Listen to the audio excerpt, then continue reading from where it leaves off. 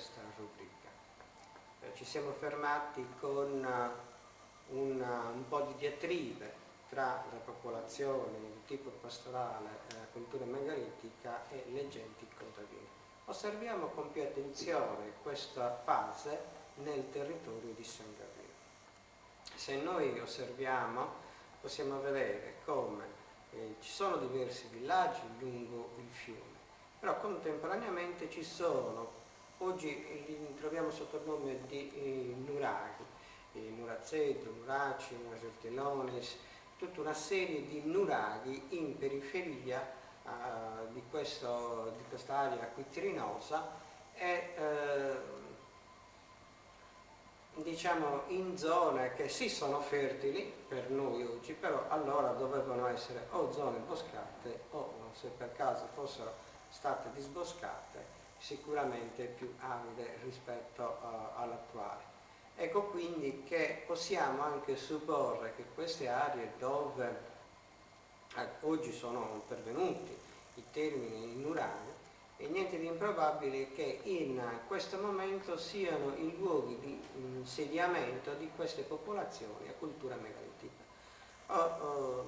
Badate, stiamo parlando ancora di pseudonuraghi, protonuraghi, non stiamo parlando di nuraghi veri e propri. Molto probabilmente queste persone con l'andare del tempo, come succedeva nelle altre parti della Sardegna, hanno realizzato le loro strutture di tipo nuragico, cioè hanno trasformato il pseudonuraghe in nuraghe vere e proprie. Dobbiamo tener conto anche di una cosa molto importante.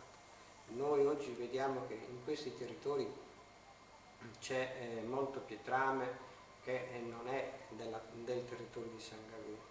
Ebbene, se sono potuti permettere il lusso, se così vogliamo dire, di avere queste pietrame, sicuramente vi erano dei rapporti commerciali, dei rapporti di scambio con queste popolazioni da dove il pietrame proviene, perché il solito ragionamento del commercio: tu vuoi una cosa, sì, però in cambio io voglio altro, o si è parenti, allora lo scambio può anche non essere alla pari, se non si è parenti è sicuramente uno scambio alla pari. Dunque il pietrame, il basalto, il pietrame granitico, i diversi tipi di pietrame che daranno vita alle formazioni tipo megalitico nel territorio di San Gavino provengono dalle zone circostanti, e nelle zone circostanti vi dovevano essere rapporti commerciali, vi dovevano essere rapporti di interscambio con queste genti. Dunque abbiamo un'attività commerciale, un'attività di commercio, di movimento di persone nel territorio sicuramente di notevole importanza ed interesse.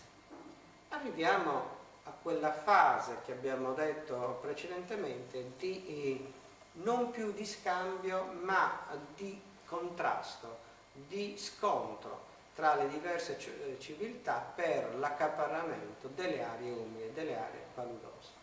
Ebbene, questo scontro sicuramente è durato tantissimo, tanti anni, basti pensare alla costruzione dei nuraghi.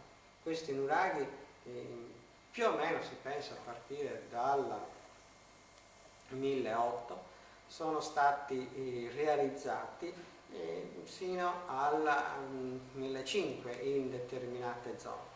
Ebbene, perché passare da un villaggio realizzato su una massa di pietre per essere più in alto, per essere sufficientemente difendibile, a una casa fortificata, il che ci fa supporre che ci sia stato un momento di scontro, un momento di guerra.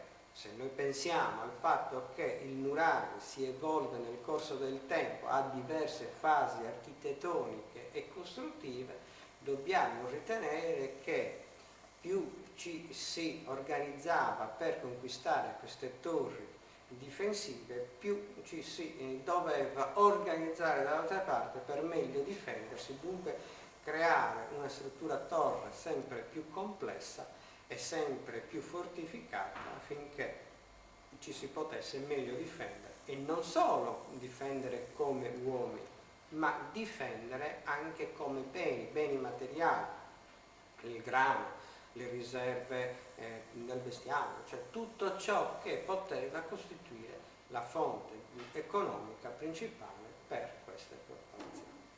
Ok? Detto questo ci vediamo e ci sentiamo alla prossima incontro.